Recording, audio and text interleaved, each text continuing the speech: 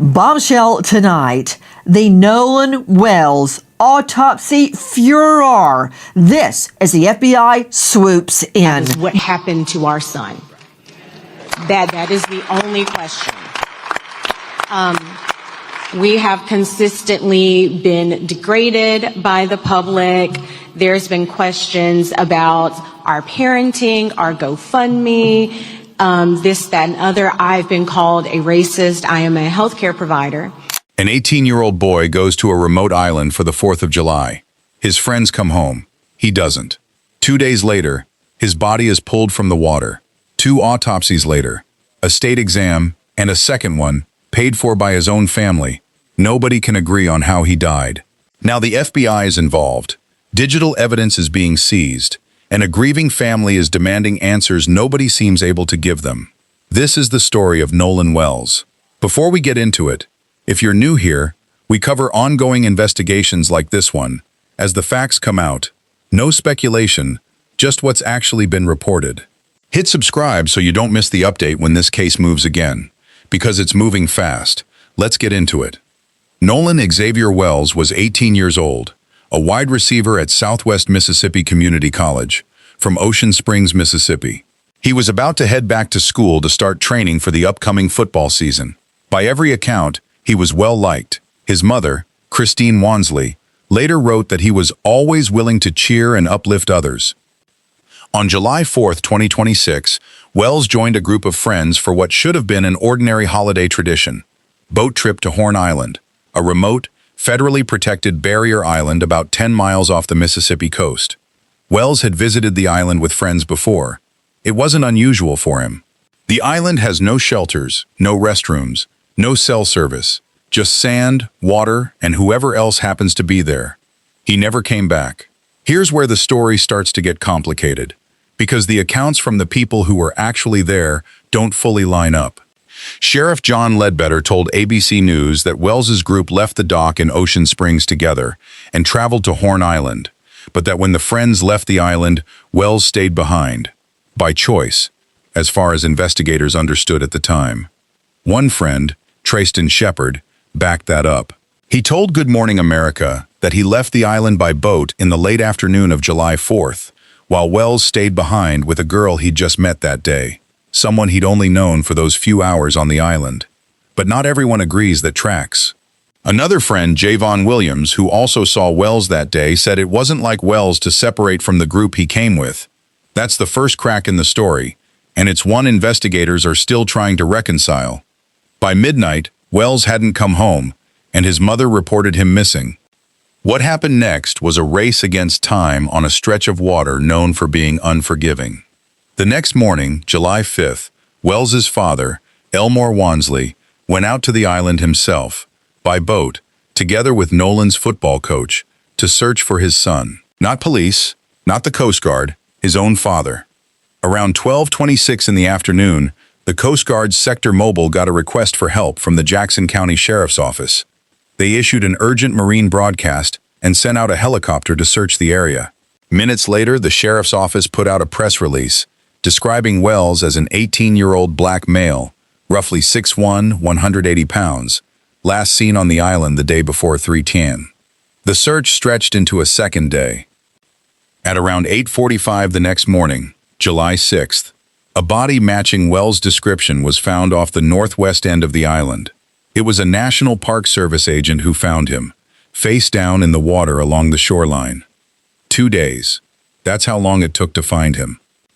Almost immediately, Wells's family said the official story wasn't adding up.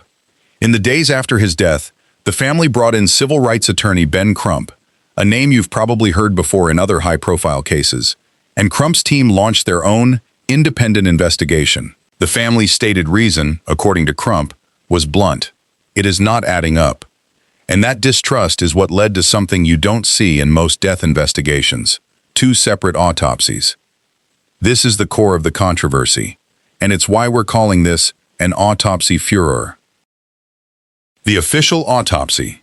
The Mississippi State Medical Examiner's Office performed their exam on July 7th, just 1 day after Wells's body was recovered. But here's the thing. Results were held back, pending standard toxicology testing, and toxicology can take weeks to come back. The independent autopsy. Frustrated with the silence, the family privately funded a second independent autopsy conducted by forensic pathologist Dr. Roger A. Mitchell, Jr. So, what did the independent exam find? Mitchell's preliminary report described Wells' manner of death as undetermined, pending further investigation. No lacerations, no fractures, no deep tissue injuries. That should sound reassuring. It's not, because of what else was in the report. Mitchell noted red discoloration in the soft tissue at the back of Wells's head. He couldn't say what caused it, or whether it had anything to do with how Wells died. And then there's the water itself. Mitchell wrote that when a body is found in water and drowning is suspected, it's critical to establish how the person actually entered the water, and he specifically flagged that this matters even more in cases like this one, involving someone who could swim. Wells could swim. He was a college athlete. Mitchell said he could not determine whether Wells was conscious or unconscious when he went into the water, or whether he went in by force or on his own. That's the sentence that's driving most of the public speculation right now. Not an answer, a gap where an answer should be. To be fair, the independent autopsy had real limits. Some of Wells's remains were retained by the state during the initial exam, which is standard practice. Toxicology wasn't available yet. And decomposition can obscure both injuries and tox findings. Even people in the forensic pathology world are split on how much weight to give these preliminary results. Former medical examiner Michelle Dupre said the second autopsy's findings were hampered by several factors. Meanwhile, other pathologists interviewed on the case have said it's simply too early for anyone, officials included, to draw firm conclusions. Now here's the part of the headline that probably brought you here. The FBI. It sounds dramatic. Federal agents swooping into a small-town drowning case. But the actual explanation is a little more procedural than people assume. Sheriff Ledbetter has said the FBI's involvement isn't unusual, and it isn't a sign of some late-breaking twist. Horn Island is federal land, which means the Sheriff's Department has worked alongside the FBI from the very start of this investigation. But their role isn't just paperwork. FBI agents have been specifically assisting with forensic examination of the digital evidence collected during the investigation. Investigators have asked for original, unedited photos and videos from July 4th, specifically anything showing alleged altercations or anything showing Wells himself. Think about what that means. Somebody believes there's footage out there, from phones on that boat, on that island, that could show what actually happened to Nolan Wells in his final hours. So far, investigators have interviewed around 60 witnesses, including the 3 friends who were with Wells on the trip.site index. Ledbetter has described the investigation as ongoing and active. There's another layer here that's impossible to separate from the national attention this case has gotten. Wells's death has sparked speculation that race may have played a role, given Mississippi's long, difficult racial history. Photos from the trip show Wells, who is black, surrounded mostly by white friends, though at least one other black friend was also on the trip. That context has fueled intense public interest, and unfortunately, it's also had an ugly side effect. Some of the friends who were on that boat with Wells have received death threats since his death became national news. It's worth sitting with that for a second. Whatever happened on that island, there are now young people, witnesses, some of whom have cooperated fully with investigators, living under threat over a case that isn't even resolved yet. So where does this actually stand, as of right now? As of the most recent reporting, the official state toxicology results still haven't been released.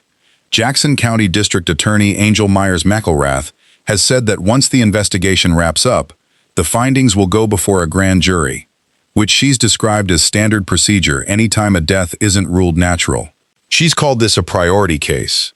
And a word of caution that keeps coming up from the experts covering this. CNN law enforcement analyst Charles Ramsey has warned that jumping to conclusions before the autopsy results and the full investigation are complete would be a disservice to the family. That's really the honest state of this case right now. Not a confirmed homicide, not a confirmed accident, a drowning that nobody guessed, not the state, not an independent pathologist the family paid for themselves, can yet explain. Somewhere in Ocean Springs, Mississippi, a mother and father are still waiting for someone to tell them, definitively, what happened to their son on a stretch of sand 10 miles off the coast. 60 witnesses, 2 autopsies, the FBI combing through photos and video from that day, and still, no answers. Note, this script is based strictly on verified reporting from CNN, ABC News, Locks, CTV News, WTTW, News Nation, and Oxygen as of July 24, 2026. The investigation is active and unresolved. Cause and manner of death have not been officially determined. No claims, motives, or conclusions have been added beyond what named sources and officials have stated on the record.